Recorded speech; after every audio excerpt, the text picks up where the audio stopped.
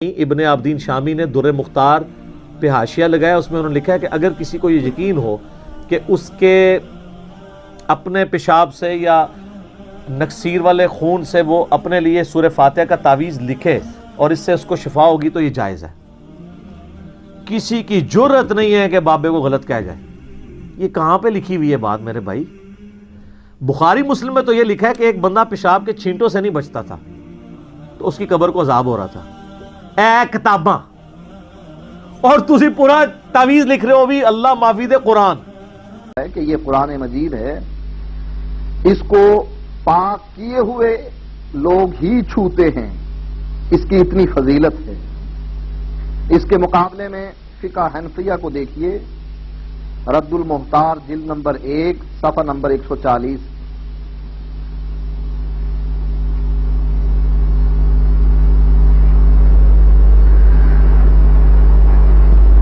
کہتے ہیں فقال لو رائف فكتب الفاتحة بالدم على جبهته وانفه جاز للاستشفاء وبالبول ايضا ان علم فيه شفاء لا بأس به۔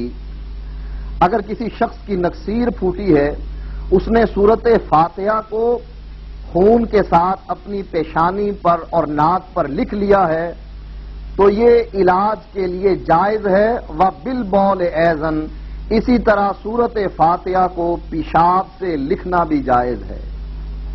ان علم فیہ شفا، اگر اس کو اس بات کا علم ہو جائے کہ اس کام کرنے میں شفا ہے، لا بأس بہ، تو کوئی حرج نہیں۔ وعلیہ الفتویٰ، اور اسی پر فتویٰ ہے۔ بسم اللہ الرحمن الرحیم۔ محترم ناظرین، یہ غیر مقلد کی گفتگو آپ نے سنی، جس پہ فقہ حنفی کے خلاف اور فقہ حنفی کی دشمنی میں یہ کتنا آگے بڑھا ہے، اس کا اندازہ تو آپ نے ان کے الفاظ سے لگا ہی لیا ہوگا۔ اور یہ صرف اس غیر مقلد کا معاملہ نہیں ہے، بلکہ جتنے بھی غیر مقلدین ہیں ان سب کا یہی وتیرہ ہے کہ فقہ حنفی کو یا اس کی دشمنی میں اتنے آگے بڑھے ہیں کہ بالکل اندھے ہو گئے ہیں۔ اور جیسے پہلے بھی ہم نے ان کے ایک بات پر گرفت کی تھی، تو آج بھی ہم ان کے یہ جو بات انہوں نے کی ہے اس پر گرفت کریں گے اور حقیقت مسئلے کو واضح کریں گے، اور یہ بتائیں گے کہ ان کا کس طرح سے حنفی کے فقہ کے ساتھ یہ بغض ہے، اور آدھی آدھی عبارات پیش کر کے غلط بیانی کرتے ہیں۔ سب سے پہلے تو یہ جو فتاوی شامی ہے، اس کی عبارت میں آپ کے سامنے پیش کرتا ہوں۔ یہ جو آپ کے سامنے اسکرین پر عبارت نظر بھی آ رہی ہے اور عنوان بھی آپ کو نظر آ رہا ہے، اور یہاں نیچے جو عبارت لکھی ہے اس پر اعتراض ہے کہ لو رعف فكتب الفاتحة بالدم او على جبهته جاز للاستشفاء وبالبول ایضا۔ اب یہ جو عبارت ہے کہ اگر کسی کو نکسیر آ گئی، اور نکسیر کا مطلب یہ ہے کہ اس کے جو ناک ہے اس سے خون بہنے لگ گیا، اور اسی خون سے اس نے اپنی پیشانی یا پھر ناک سے سورۃ الفاتحہ لکھی، کہتے ہیں جاز للاستشفاء، شفا حاصل کرنے کے لیے اس طرح کرنا جائز ہے۔ اور آگے لکھے وبالبول ایضا، اور پیشاب کے ذریعے سے بھی اس طرح کرنا جائز ہے۔ ٹھیک ہے، آگے فرمایا ان علم فیہ شفاء لا بأس بہ۔ یہ عبارت یہ لوگ ذکر نہیں کرتے، اور اس کی کیا حقیقت ہے انشاءاللہ وہ بھی ہم ذکر کریں گے۔ تو الفاظ کیا ہے کہ ان علم فیہ شفاء لا بأس بہ، اگر اس کو اس میں شفا کا علم ہو پھر تو اس میں کوئی حرج نہیں ہے۔ آگے فرمایا لیکن لم ينقل، لیکن یہ بات منقول نہیں ہے۔ تو اب یہ پوری عبارت جب آپ کے سامنے آ گئی تو اب ہم اس کی حقیقت کو انشاءاللہ آپ کے سامنے واضح کریں گے۔ تو یہ بات تو آپ نے سمجھ لی کہ عبارت انہوں نے آدھی نقل کی ہے، پوری عبارت اکثر یہ نقل کرتے ہیں اور ایسے آدھی نقل کرتے ہیں، پوری عبارت نہیں۔ حضرت نے تو صرف آدھی بات ہی، عبارت کیا کچھ بھی ذکر نہیں کر کے بس صرف الزام ہی دھر دیا ہے کہ بھئی ان کے ہاں جائز ہے۔ اب بالکل یہ بات غلط ہے، ہمارے ہاں جائز نہیں ہے، انشاءاللہ میں ذکر کروں گا آپ کے سامنے۔ لیکن اس سے پہلے میں بطور الزام کے الزامی جواب کے طور پر ایک دو باتیں آپ کے سامنے ذکر کرتا ہوں، اور اس کے بعد پھر اس کا تحقیقی جو جواب ہوگا انشاءاللہ ہم وہ ذکر کریں گے۔ سب سے پہلی بات تو یہ ہے کہ غیر مقلدین کو اعتراض اس بات پر ہے کہ فاتحہ کو یا قرآن کو خون کے ساتھ یا پھر پیشاب کے ساتھ لکھنا، اس پر ان کو اعتراض ہے، جبکہ خود ان کا مذہب یہ ہے کہ پیشاب یہ پاک ہے۔ جیسا کہ میں آپ کے سامنے ایک دو عبارتیں پیش کروں گا، پیشاب بھی ان کے نزدیک پاک ہے، منی بھی ان کے نزدیک پاک ہے، خون بھی ان کے نزدیک پاک ہے۔ تو سوال یہ ہے کہ جب یہ چیزیں تمہارے مذہب کے مطابق بالکل پاک ہے تو پھر تمہیں اعتراض کس بات کا ہے؟ پاک چیز سے سورہ فاتحہ لکھ دے تو کیا مسئلہ ہے؟ کوئی مسئلہ نہیں ہونی چاہیے آپ کے ہاں۔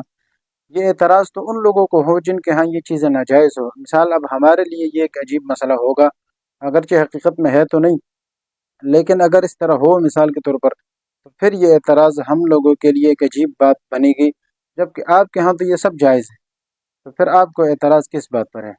اور یہ میں ویسا نہیں کہہ رہا، بلکہ یہ آپ اسکرین پر یہ عبارت بھی دیکھ لیں، ان کے جو معتبر فتاوی میں سے ایک فتاوی ہے، اور وہ فتاوی ستاریہ، یہ اوپر آپ لائن دیکھ لیں، فتاوی ستاریہ جلد 1 صفحہ نمبر 63، اور اس پہ یہاں انہوں نے سوال نمبر یہ جو 69 نمبر سوال نیچے آگے ذکر ہوا ہے، اس سوال کو دیکھیں اور جواب کو بھی دیکھیں، آپ کو سمجھ آ جائے گا۔ سوال یہ ہے کہ اگر کسی کپڑے میں گوبر، پیشاب یا معقول اللحم لگا ہوا ہو تو اس کپڑے میں نماز پڑھنی جائز ہے یا نہیں؟ یعنی گوبر یا پیشاب لگا ہے کس کا؟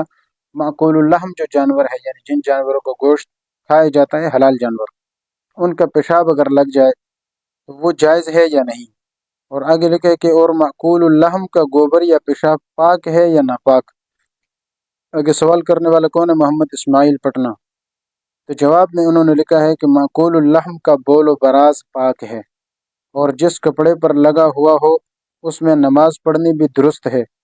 طبعی شے دیگر ہے، اگر دھو لیا جائے تو بہتر ہے، یعنی طبعی بات اور ہے، لیکن اگر دھو لیا جائے تو بہتر ہے، ورنہ شرعاً کوئی قباحت نہیں ہے۔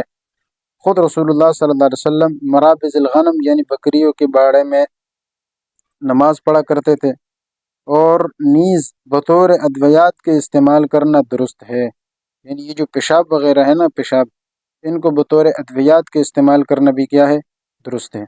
چنانچہ آپ صلی اللہ علیہ وسلم نے چند اصحاب کو اونٹنیوں کا دودھ اور پیشاب پینے کا حکم فرمایا۔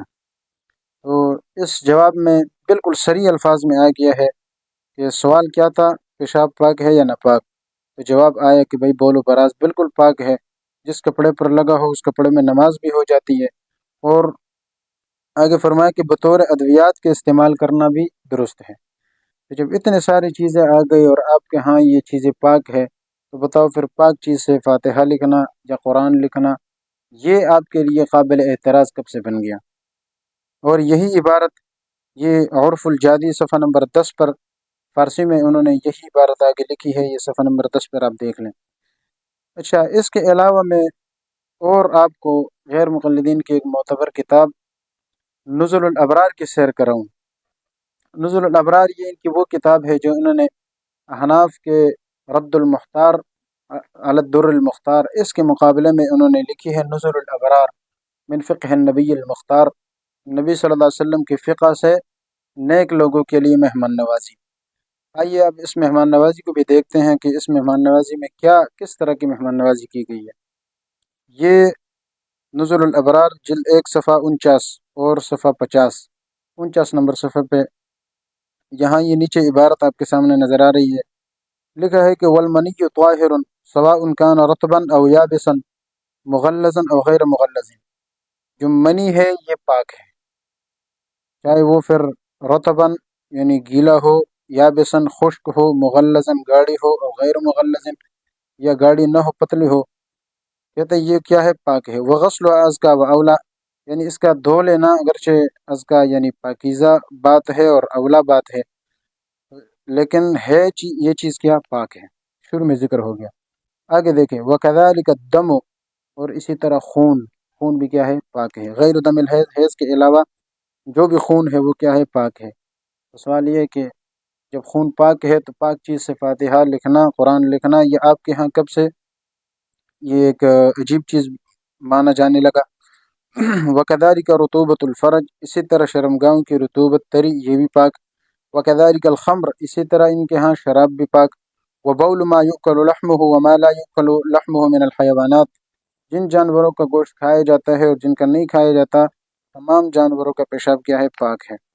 آخر میں یہ جو آخری لائن ہے اس میں آپ دیکھیں انہوں نے عجیب بات یہ بھی لکھی ہے کہ وَاخْتَلَفُوا فِي لُعَابِ الْكَلْبِ وَالْخِنْزِيرِ وَسُؤْرِهِمَا، کہتے ہیں کہ کتا اور خنزیر ان کے لعاب کے بارے میں اور ان کے جھوٹے کے بارے میں اختلاف کیا ہے، لیکن والارجح طہارتہ، راجح بات یہ ہے کہ یہ لعاب اور یہ چیزیں بھی کیا ہے پاک ہیں۔ وَكَذَلِكَ، اور اگلے صفحہ نمبر 50 کی پہلے لائن پہ وَكَذَلِكَ فِي بَوْلِ الْكَلْبِ وَخُرَائِهِ وَالْحَقُّ أَنَّهُ لَا دَلِيلَ عَلَى النِّجَاسَةِ، لکھا ہے کہ کتے کا جو بول ہے، پیشاب ہے، کتے کا پیشاب بھی پاک ہے۔ یعنی راجح قول کے بارے میں انہوں نے کیا لکھا؟ کتے کا پیشاب وہ بھی پاک ہے اور اس کی قے وہ بھی پاک ہے، اور کہتے پاک ہونے کی کیا دلیل ہے؟ کہتے والحق انہ لا دلیل علی النجاست، درست بات یہ ہے اس کے نجس ہونے پر کوئی دلیل نہیں ہے، اس لیے کیا ہے پاک ہے۔ تو سوال یہ ہے کہ جب کتے کا پیشاب پاک، معقول اللحم جانور، غیر معقول اللحم جانور کا پیشاب پاک، خون پاک، منی پاک، جب یہ ساری چیزیں پاک ہے تو پھر اشکال آپ کو کس بات کا ہے؟ صرف ہمارے خلاف آپ نے بغض ہی نکالنا ہے۔ اب آتے ہیں اس عبارت کی طرف۔ ہمارے ہاں یہ چیز جائز نہیں ہے۔ اصل عبارت جو مسئلہ ہے ہمارے نزدیک وہ بدائع الثناء اور رد المختار، ان دونوں میں یہ لکھا ہے کہ لا يجوز لمحدث اداء صلاۃ، کہ کسی بے وضو کے لیے نماز پڑھنا بھی جائز نہیں ہے۔ کیوں؟ فقد شرط جوازها، کیونکہ وہ نماز کے جائز ہونے کے لیے جو شرط ہے وہ مفقود ہے، وہ موجود نہیں ہے۔ وہ هو الوضوء، اور وہ کیا ہے؟ وضو کا ہونا، یعنی وضو نہیں ہے تو نماز بھی نہیں ہوتی۔ ولا مس مصحف من غیر غلاف عندنا، اور ہمارے نزدیک قرآن مجید کو بغیر وضو کے چھونا، اور جب غلاف نہ ہو، غلاف سے مراد یہ ہے کہ ایک ایسا کپڑا جو الگ ہو جاتا ہو، ایسے کپڑے کے اندر اگر قرآن ہے یا اس کے علاوہ قرآن مجید کو بغیر وضو کے ہاتھ لگانا جائز نہیں ہے۔ جب ہمارے ہاں ایک چیز قرآن کو صرف ہاتھ لگانا، اس کو ٹچ کرنا، یہ بغیر وضو کے جائز نہیں ہے، تو لکھنا نجاست سے کیسے جائز ہوگا؟ اور ہمارے ہاں تو یہ بھی لکھا ہے کہ اگر کوئی استخفافاً قرآن مجید کو اس طرح ان چیزوں سے لکھتا ہے نجاست سے، تو وہ تو کافر ہو جاتا ہے۔ باقی یہ جو مسئلہ رہ گیا ہے اس مسئلے کی حقیقت کیا ہے؟ یہ عبارت آپ دیکھ لیں اصل عبارت کیا ہے کہ اگر کسی کو نکسیر آ جائے اور وہ کوئی طبیب حاذق یا عامل ان کو بتائے کہ آپ کا علاج اس کے بغیر ہو ہی نہیں سکتا، تو پھر کیا حکم ہے؟ اس میں بھی اختلاف انہوں نے ذکر کیا ہے۔ سب سے پہلی بات تو یہ ہے کہ یہ علامہ شامی رحمہ اللہ نے جس عنوان کے تحت ذکر کیا ہے، مطلب فی التداوی بالمحرم، حرام چیز سے علاج کرنا کیا ہے، جائز ہے یا نہیں ہے، تو اس بارے میں انہوں نے فقہاء کرام کا اختلاف ذکر کیا ہے، اور راجح قول امام صاحب کا ہے، اور وہ آگے میں ذکر کروں گا۔ ان کے ہاں یہ ہے کہ اس چیز سے بالکل جائز ہی نہیں ہے، اس طرح کرنا یہ ناجائز ہے، کوئی رخصت نہیں ہے، حتیٰ کہ اگر موت کا خطرہ بھی ہو پھر بھی جائز نہیں ہے۔ انہی غیر مقلدین سے میں کہتا ہوں ذرا آپ اسی صفحے کے اگلے عبارت بھی آپ پڑھ لیتے تو آپ کو امام صاحب کا صحیح مسلک سمجھ آتا۔ عبارت یہ دیکھے آپ کے سامنے، اذا سال الدم من انف انسان ولا ينقطع، جب انسان کے خون یعنی ناک سے خون بہنا شروع ہو جائے اور وہ ختم نہ ہو رہی ہو، حتی یخشى علیہ الموت، یہاں تک کہ اس کو موت کا ڈر ہو، یعنی موت کا ڈر ہو جائے اور پھر بھی یعنی مر رہا ہے ایک انسان، اور وقد علم انہ لو كتب فاتحۃ الکتاب او الخلاص بذلك الدم على جبهته، اور اس کو یہ علم ہو جائے کہ اگر یہ فاتحۃ الکتاب یہ اسی خون کے ذریعے سے اپنی پیشانی کے ذریعے یعنی اس خون سے فاتحہ لکھ دے، لینقطع، تاکہ اس سے یہ خون ختم ہو جائے، یعنی یہ علم بھی ہو جائے، تو فلا یرخص له ما فیہ، پھر بھی اس کے لیے اس چیز میں کوئی رخصت نہیں ہے، اس کے باوجود بھی اس کے لیے جائز نہیں ہے۔ ہمارا صحیح مذہب تو یہ ہے کہ جائز نہیں ہے، لیکن آدھی عبارت نقل کر کے اس طرح اعتراض کرنا یہ کہاں سے جائز ہے؟ یہ جو عبارت ہے اس میں انہوں نے لکھا ہے کہ آخر میں یعنی یہ بات ذکر کی ہے کہ اگر کوئی اس طرح کر لے، اور آخر میں ذکر کیا کہ ان علم فیہ شفاء فلا بأس بہ، اس طرح کام کرنا اگر اس کو اس میں شفا کا علم ہو تو پھر تو کوئی حرج نہیں ہے، لیکن لم ینقل، لیکن شفا کا علم ہونا یہ منقول ہی نہیں ہے، تو جب منقول نہیں ہے تو پھر تو اس میں حرج ہے نا، اس لیے ہمارے ہاں پھر جائز ہی نہیں ہے۔ اور کسی بھی چیز کے حکم کے بارے میں، یعنی اس کے اندر شفا ہے یا نہیں ہے، اس کا پتہ تین چیزوں سے لگتا ہے۔ طبعی یعنی طبی طور پر، ڈاکٹری کے حساب سے وہ تو بدیہی طور پر ہمیں پتہ لگ ہی نہیں سکتا کہ اس چیز میں شفا ہے یا نہیں ہے، مثال کے طور پر۔ دوسرا کیا ہے؟ عقلاً، عقل ہمیں بتائے کہ اس چیز میں شفا ہے، اور یہ بھی ممکن نہیں ہے۔ تیسری چیز ہے نقل۔ نقل کا معنی ہے کہ قرآن و سنت میں اس طرح آیا ہو، اور ظاہر ہے کہ علامہ شامر رحمۃ اللہ فرمانے لم ینقل، یہ بات منقول نہیں ہے، قرآن و سنت میں بھی اس طرح منقول نہیں ہے کہ اس طرح سے شفا مل جاتی ہے۔ اب یہاں لم ینقل سے پتہ چل رہا ہے کہ شفا ملنے کی امید نہیں ہے، منقول ہی نہیں ہے۔ پتہ چلا کہ جب شفا نہیں ہے تو لہٰذا پھر لکھنا بھی جائز نہیں ہے۔ اس کو میں اگر منطقی انداز میں سمجھاؤں تو یہ کہوں گا کہ ان علم فیہ شفاء فلا بأس بہ، یہ پہلے والا جملہ مقدم ہے اور اگلا تالی ہے۔ مقدم اور تالی میں جب مساوات ہو تو پھر شرط اور جزا اس طرح سے ہوگی کہ آگے جب اس کے مقدم کی نفی ہو جائے تو خود بخود تالی کی بھی نفی ہو جاتی ہے۔ مثال کے طور پر یہ ہے کہ اگر سورج طلوع ہے تو دن موجود ہے، ٹھیک ہے نا، اور یہ ظاہر ہے کہ جب بھی سورج طلوع ہوتا ہے تو دن موجود ہوتا ہے، لیکن آگے جب نفی کی جائے کہ بھئی دن موجود نہیں، سورج طلوع نہیں ہے، تو یقینی بات ہے کہ پھر دن بھی طلوع نہیں ہے۔ تو یہاں پر بھی ایسا ہے کہ ان علم فیہ شفاء فلا بأس بہ، کہ اگر شفا کا علم ہے تو پھر تو کوئی حرج نہیں ہے، لیکن شفا کا علم نہیں ہے، کیوں نہیں ہے؟ لیکن لم ینقل، یہ بات منقول نہیں ہے کہ شفا اس کے اندر ہے یا نہیں ہے، یہ بات جب منقول ہی نہیں ہے پھر فلا بأس بہ نہیں ہے، پھر بأس بہ ہے، یعنی مطلب یہ ہے کہ پھر یہ بات نہیں ہے کہ اس میں کوئی گناہ نہیں ہے، بلکہ پھر یہ ہے کہ بأس بہ اس میں پھر گناہ ہے۔ اس لیے ہمارا صحیح مذہب کیا ہے کہ بھئی اس طرح کرنا جائز نہیں ہے، حرام ہے، اور انہوں نے ہمارے خاطر ڈال دیا ہے کہ بھئی رد المختار میں ہے کہ جائز ہے۔ پتہ نہیں کتاب کی شکل بھی انہوں نے دیکھی ہے یا نہیں دیکھی ہے۔